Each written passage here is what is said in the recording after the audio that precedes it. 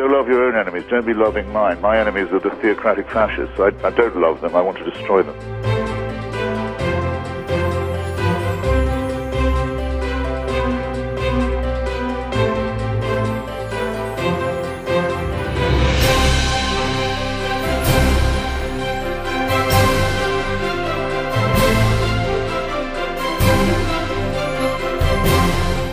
Child made in the image of God. Oh no, you're not. You're a faggot. And you can't join your church and you can't go to heaven. This is disgraceful. It's inhuman.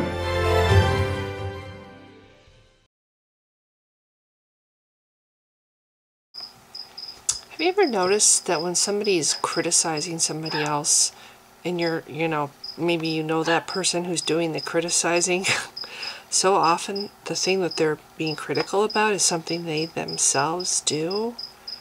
It's like they're the first one to see their own faults in somebody else and pick out their own faults and their own tendencies in somebody else and criticize somebody else.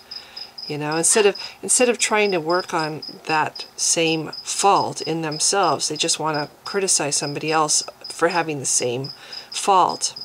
It seems to be something that happens a lot, which is interesting because I hear a lot on YouTube and Facebook, Christians accusing atheists of, oh, you really do believe in God. Yeah, you do. You just think you don't believe in God, but you really do. You were actually born knowing, because the Bible says so, so this is how we know for sure, that God exists. You know, deep down inside, you know God exists. It's just instinctive, right? Everything knows that God exists. You're just in denial. You love your sin so much. You're in denial, so you can go right on sinning and being corrupt and blah, blah, blah, blah, blah. But you know deep down inside that God exists. This kind of makes me think or suspect that Christians, at least a lot of them, don't really think God exists. Just turn the tables. I mean, think about it. If they're accusing somebody else of something so absurd, I'm betting that deep down inside that Christian doesn't really think God exists either. It's just a warm fuzzy thought. It's a warm fuzzy feeling that comforts them in the middle of the night when they start worrying about whether they're going to wake up in the morning. Am I going to die? What if I die in the middle of the night? What if I stop breathing? What if in the middle of a dream I die? What will happen? Oh my gosh. Oh, it's okay. God will take you to heaven. Yeah, God will take you to heaven, and you'll be surrounded by your family and friends that you miss so much, and there'll be a big celebration, and it'll be this beautiful paradise. Yeah, why don't you just grab a nice warm cuddly security blanket and hold it close to feel better. At least the security blanket is real.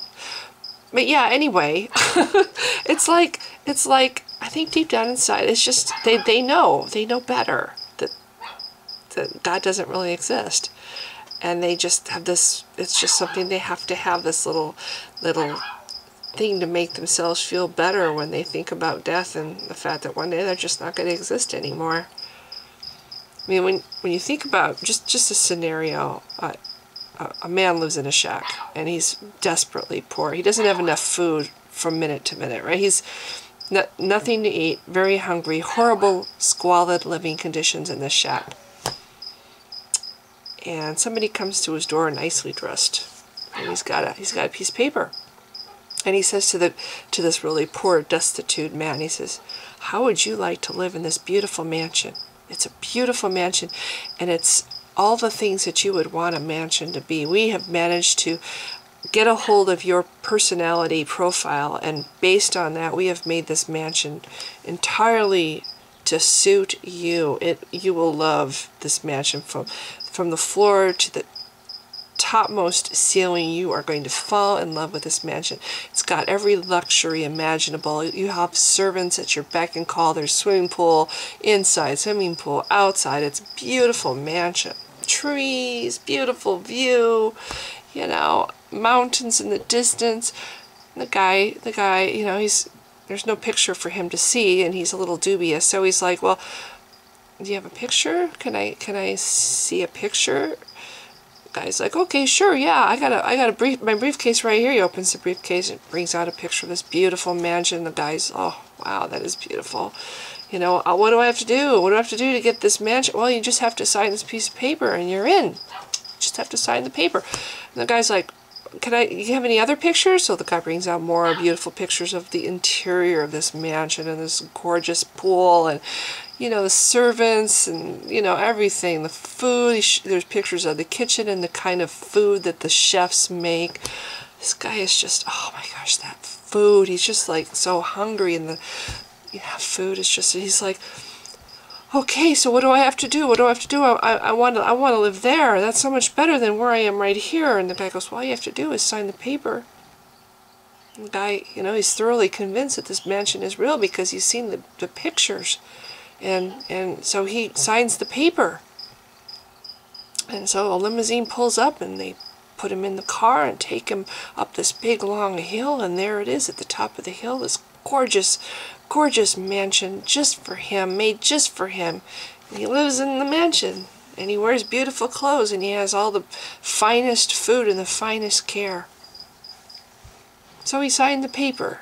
Once he was convinced that that mansion was real and it wasn't just some kind of gimmick, he signed the paper. He read, of course, he read the fine print. He made sure there weren't any catches first before he signed, but then he signed. Once he realized it was just, you know, it was totally legit. You know, they drew his name. They drew his name, and he won this beautiful mansion. So he signed the paper. Off he goes, because he really believed the mansion was real. Do Christians really believe heaven is real? Do they really, truly believe in their beliefs? Do they really believe in God? Do they really believe that when they die, they're going to go to this beautiful paradise? It's going to make heaven, or it's going to make, I'm sorry, their heaven is going to make the earth, their existence here on the earth, just like the guy in the shack, just horrible, squalid conditions, no good food, nothing, you know. Or they could go to heaven and live in paradise, and all they have to do to go to heaven and live in paradise is die. How come they don't? They truly believe in it. They truly believe in God. They truly believe in God's promises. They truly believe that if they accept Jesus into their heart, they're saved. They have basically signed that paper at the moment they accept Jesus into their heart, so that their mansion in heaven is waiting for them. All they have to do is die. The death is kind of like the limousine ride up the hill. You know, they need to get into the limousine to get up the hill to paradise. They've signed the paper, asked Jesus into their hearts. So they just need to get to their beautiful mansion, get in the limo, go for a ride. How many of them are just, oh, okay, well, where's the cliff for me to jump off of? Give me a knife so I can slit my wrist. Oh, okay, well, so you can't commit suicide because apparently somebody decided that that's a crime that immediately means you go to hell, even though I don't really think it says that anywhere in the Bible. Okay, so you don't commit suicide. Figure out something else. There's got to be another way to die. Drive really horribly down the freeway. Of course, you might take a few other people with you, but who cares? It means you get to go to paradise. Why aren't Christians making more of a concerted effort to die? When they get diseases, why do they go to the hospital to get cured or get a surgery or get help? Why do they get help? Why don't they just like, hey, I have a terminal illness. I'm so excited. I'm going to heaven. What can I do to speed it along? You know, is there something I can do? Oh, I'm bleeding out. Oh, don't patch it. Don't do anything. Just let me bleed out. This is great. I'm on my way. I'm in my limousine going to heaven right now. Why do they care? Why do they want people to save their lives when they're in life-threatening situations? You know, I mean, live in the shack, really? Or go to heaven, go to paradise. Because deep down inside, they don't really think it's true. Deep down inside, they know better. That's what I think. They accuse atheists of this thing, and I think it's exactly what they themselves think and feel inside. They know better. They know that it's fiction. It's a pipe dream. It's wishful thinking. It's something to make them get on through their day without becoming paralyzed at the thought of death. I mean, really, if you really think about death, it can be kind of paralyzing, you know. Oh my gosh, I'm going to die. One day my heart is just going to stop and my body will shut down. And I'll have no say in the matter. I'll be completely helpless. I'll just be at the mercy of this ruthless force that snuffs out my life. Kind of scary. kind of paralyzing to think about it, you know? If you even just imagine a doctor coming up to you and saying, you know what? Yeah, the test came back and you have terminal brain cancer. And there's really nothing we can do. You've got about a month to live. I mean, if you really imagine that scenario really hard, don't you get kind of a tingle, kind of a chill down your spine? Yeah, just the idea of how that would feel to have somebody say that to you. Yeah, death is kind of scary, and I think Christians love to have this little fantasy. They know deep down inside it's a fantasy, but they'll accuse other people of thinking and believing things that they don't think or believe, because that's what's in the Christian's head. That's how the Christian's brain is working. Nobody can know what somebody else believes or thinks about stuff. But the Christian tries to. They try to project their fear of death and their impaired way of being able to separate reality from fantasy. They project that on other people. I don't think Christians really believe deep down inside. I think that's why they go to church and they have to recharge their batteries every week or several times a week. They have to say those chants over and over. They have to sing the songs, which is the same thing as chanting, really, over and over and over to reaffirm, to recharge, as they say in many churches, recharge those batteries. Why do you need to recharge the batteries? Why do you need a healthy dose of indoctrination and brainwashing? Why, if it's true, do you need any of that? Because deep down you know it isn't.